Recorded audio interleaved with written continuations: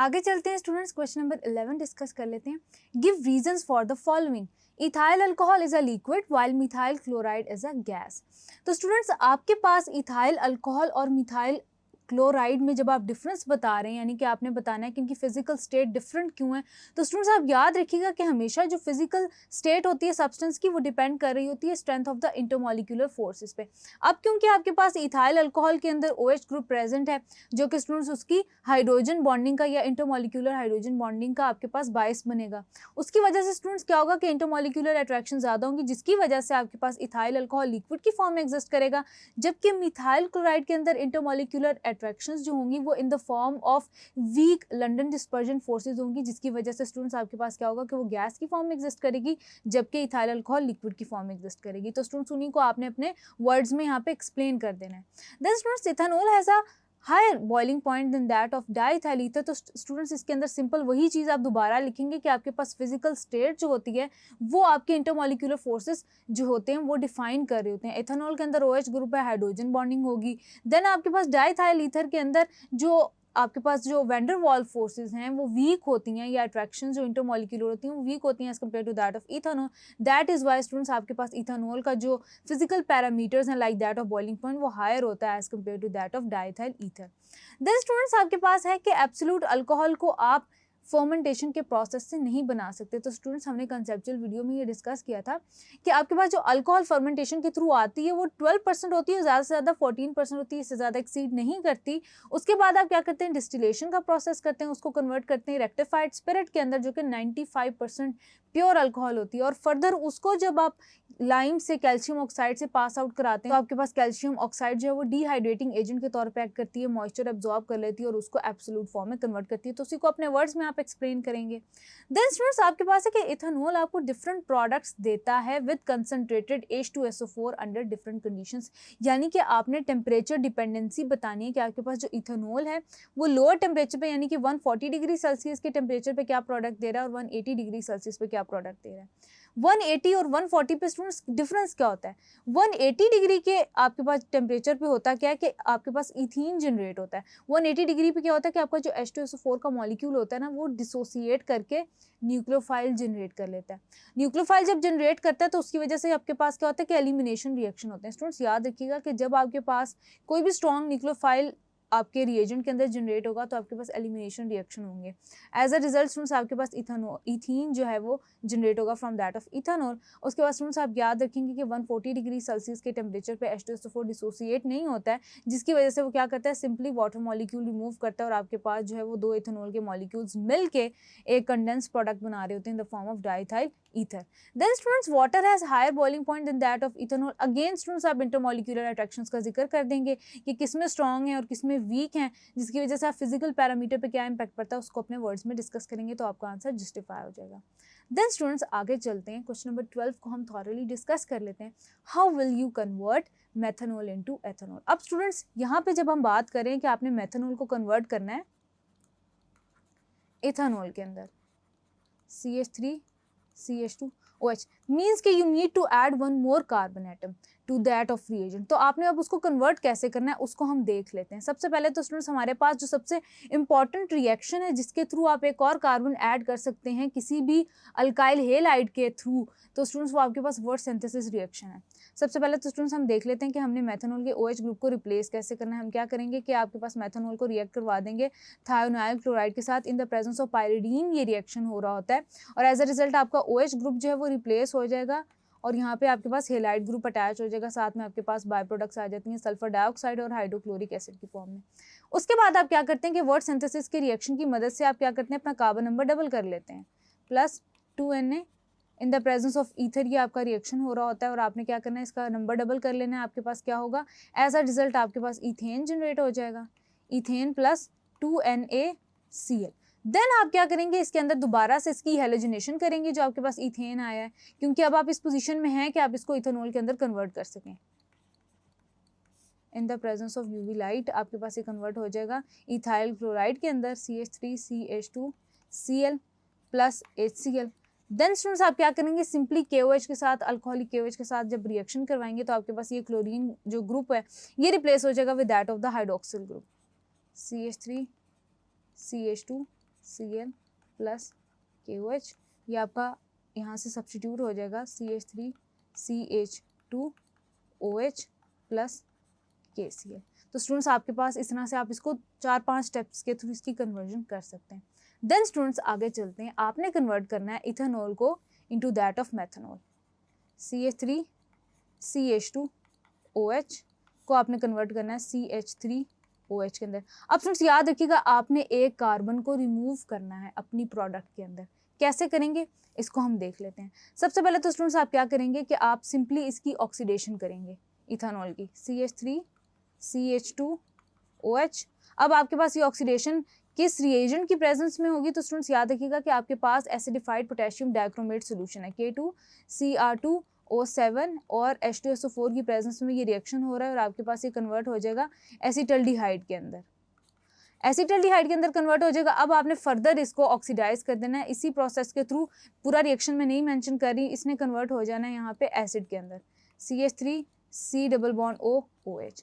अब स्टूडेंट्स आपके पास यहाँ पे एक चॉइस है कि आप इसको इसकी रिस्पेक्टिव सॉल्ट के अंदर कन्वर्ट कर सकते हैं। उसके बाद जब हम इसकी डीकार्बोक्सिलेशन करेंगे तो आपके पास ऑटोमेटिकली जो है एक कार्बन रिमूव हो जाएगा, जिसकी वजह से आप इसको दोबारा से मीथेन के अंदर कन्वर्ट करके मुख्तलिफ 1-2 रिएक्शन से गुजार के आप इसको दोबारा से मेथनॉल के अंदर कन्वर्ट कर सकते हैं।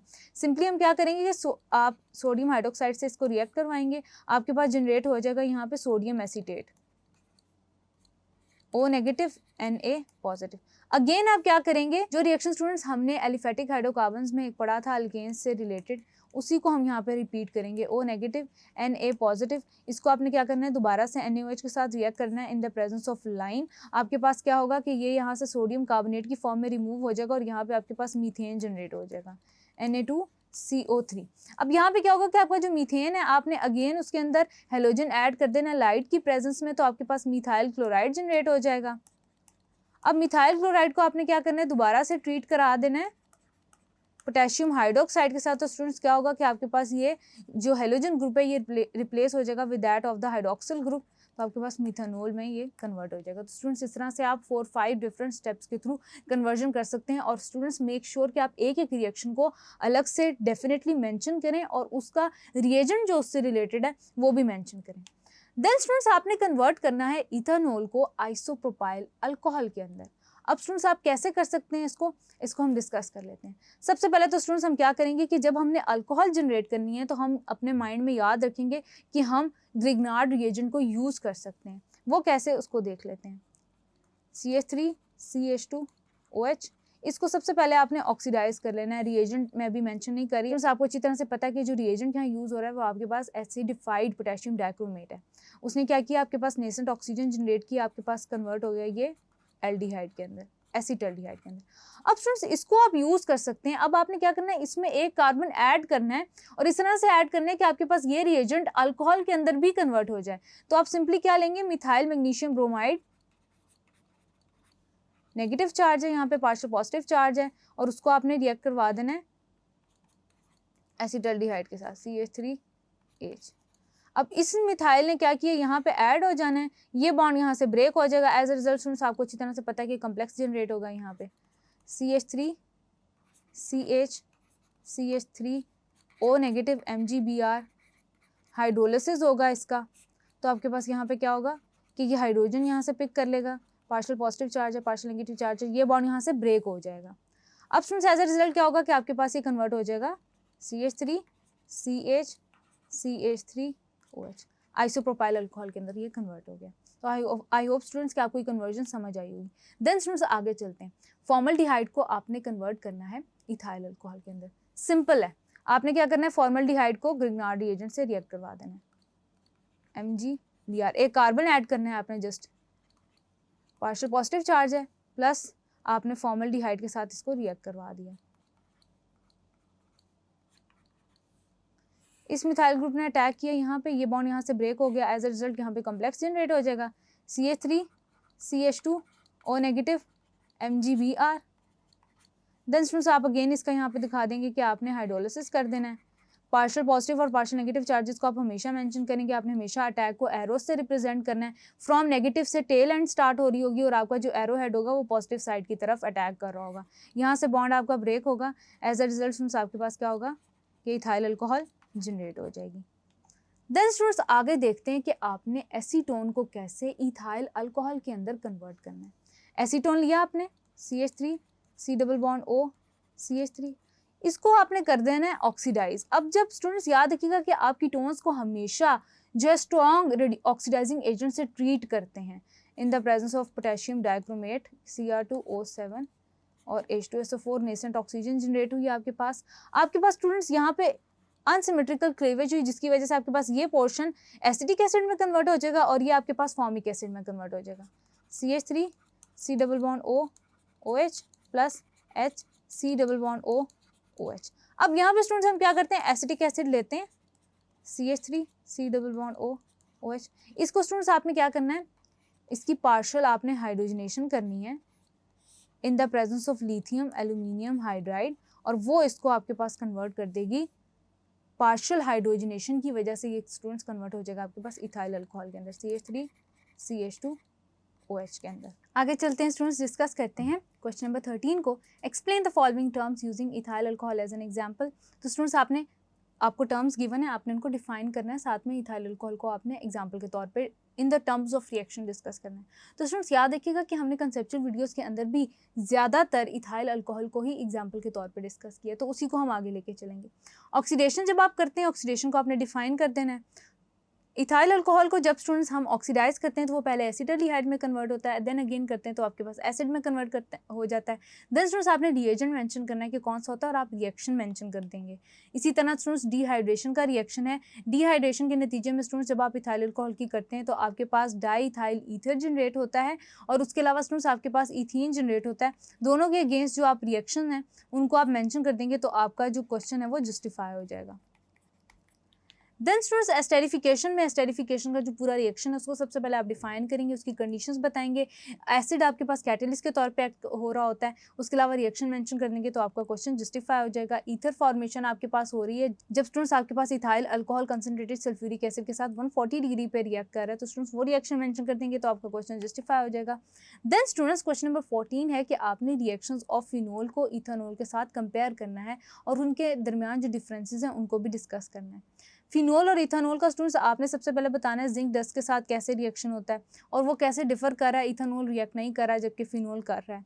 उसके अलावा स्टूडेंट्स आपने बताना है कि फिनोल हाइड्रोजन के साथ रिएक्ट करता है तो क्या रिएक्शन होता है, साइक्लोहेक्सेनोल जनरेट होता है जबकि इथेनॉल ये रिएक्शन नहीं देता। बेसिकली आपने डिफरेंसेस बताने हैं। फिनोल आपके पास अल्केलाइज के साथ रिएक्ट करके स्पेसिफिक रिएक्शन देता है जबकि आपके पास इथेनॉल अल्केलाइज के अंदर डिजोल्व नहीं होता, उसके सोल्यूशन के अंदर हो जाता है लेकिन आपके पास अल्केलाई के अंदर डिजोल्व नहीं होता, अनलाइक दैट ऑफ फिनोल जो कि डिजोल्व हो जाता है। फिनोल आपके पास ब्रोमीन वाटर के अंदर वाइट प्रेसिपिटेट देता है आपके पास ट्राइब्रोमोफिनोल के, जबकि आपके पास जो टिपिकली एथेनॉल है वो रिएक्शन ब्रोमीन वाटर के साथ नहीं दे रहा होता। ऑयली लेयर बनती है as a result of Lucas test आपके पास in the case of ethyl alcohol, या आपके पास अल्कोहल के केस में बनती है लेकिन आपके पास ये ऑयली लेयर जो है वो फिनोल की केस में नहीं जनरेट होती। तो ये डिफरेंसेस हैं जो कि इन द फॉर्म ऑफ रिएक्शंस आपने डिस्कस कर लेने हैं। देन स्टूडेंट्स आपके पास क्वेश्चन नंबर 15 है, arrange the following compounds in order of their increasing acidic strength. आपके पास कुछ कंपाउंड्स गिवन है, उनको आपने इंक्रीजिंग एसिडिक स्ट्रेंथ की फॉर्म में मेंशन कर दिया। तो सबसे ज्यादा एसिडिक आपके पास बेंजोइक एसिड है। देन स्टूडेंट्स आपके पास आ जाता है, आपके पास आ जाती है phenol, then students water, then students ethyl alcohol, और उनके लिए आपने रीजन बता देनी है कि आपके पास कार्बोनिल ग्रुप प्रेजेंट है तो हाइड्रोक्सिल ग्रुप की वजह से ज्यादा पोलराइजेशन हो जाती है, इस वजह से आपके पास जो कार्बोक्सिलिक एसिड है वो ज्यादा एसिडिक है। देन स्टूडेंट्स फिनोल को आपने बात कर देनी है कि आपके पास कैसे उसकी रिलेटिव स्टेबिलिटी आती है, उसके जो डीलोकलाइजेशन ऑफ इलेक्ट्रॉन क्लाउड की वजह से उसको आप डिस्कस कर देंगे कि फेनोक्साइड आयन आपके पास बनता है जिसकी वजह से जो फिनोल है वो ज्यादा एसिडिक हो जाता है। वाटर को आपने डिस्कस करना है क्योंकि वाटर ज्यादा पोलर है as compare to that of alcohol, that is why आपके पास वाटर ज्यादा एसिडिक है। बिल्कुल इसी तरह आपने डिस्कस करना है कि सबसे लीस्ट एसिडिक आपके पास इथाइल अल्कोहल क्यों है, क्योंकि इतनी ज्यादा पोलराइजेशन नहीं है जितनी वाटर मॉलिक्यूल के अंदर है, इसलिए सबसे ज्यादा लीस्ट एसिडिक है आपके पास।